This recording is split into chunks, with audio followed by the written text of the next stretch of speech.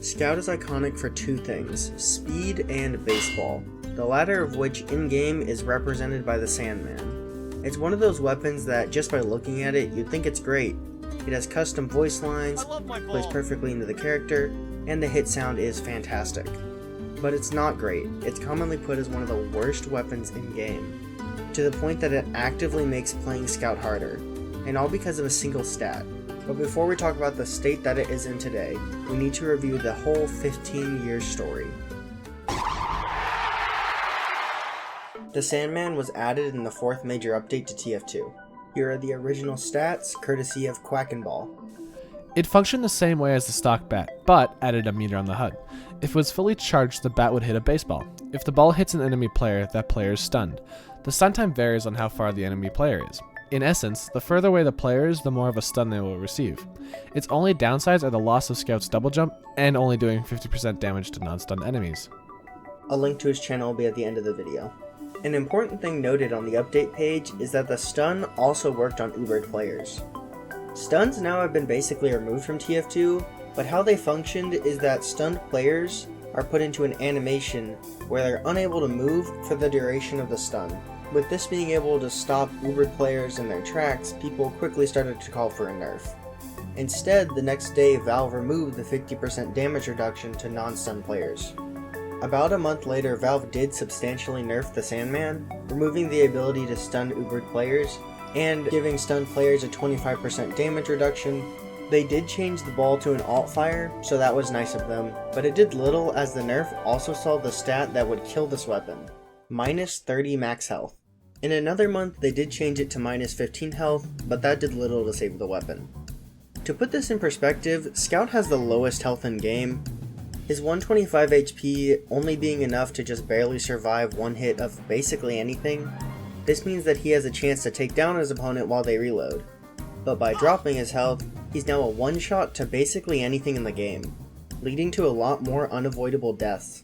At this point, you'd think that Valve might reconsider the design of the weapon, change some things, and release it in a better state. Instead, in 2009, they made the stun only apply on long-range hits, and that's how it stayed until Jungle Inferno. If this update, the final content update to date, didn't fix the Sandman, there was little hope it would ever be saved.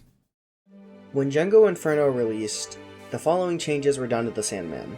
The stun was replaced with a slowdown effect, long-range balls now do 50% more damage, the minimum flight time for long-range balls was reduced, and a reduction to the time needed to regenerate the ball to 10 seconds.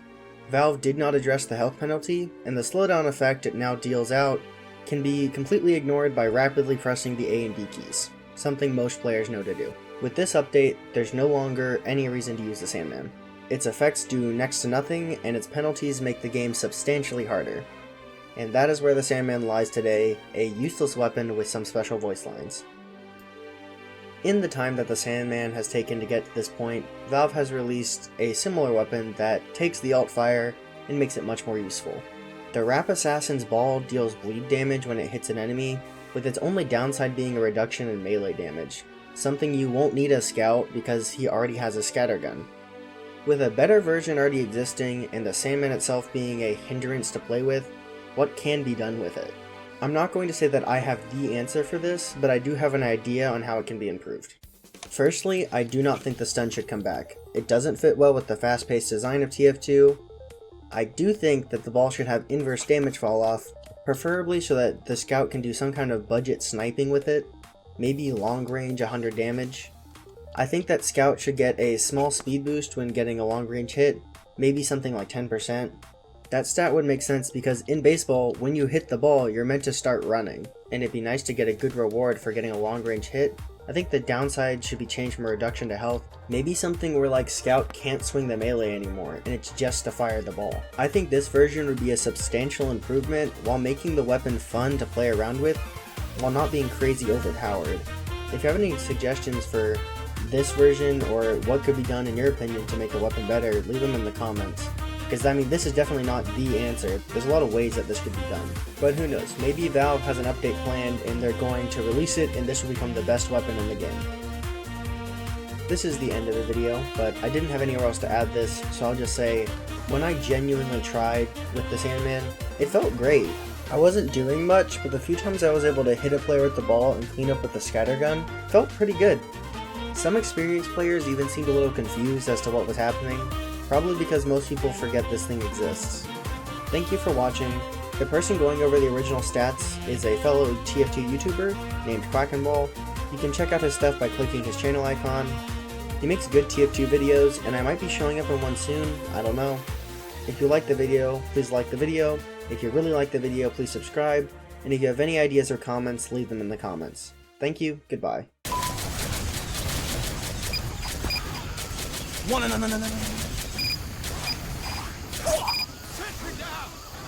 Yeah.